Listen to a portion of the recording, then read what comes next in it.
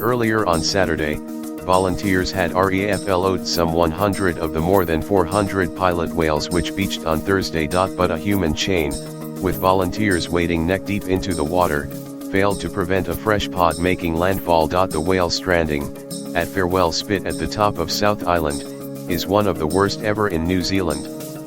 Dozens of volunteers turned out to help. More than 300 of the 400 original arrivals died while medics and members of the public tried to keep survivors alive by cooling them with water. It is not clear why the whales continue to arrive on the 5 km long, 3 mile long, beach next to Golden Bay Point. One theory is that they may have been driven onto land by sharks, after bite marks were found on one of the dead whales. Sometimes the whales are old and sick, injured, or make navigational errors. Particularly along gentle sloping beaches. Whales that become beached will send out distress signals attracting other members of their pod, who then also get stranded by a receding tide. Are whales attempting suicide when they strand themselves?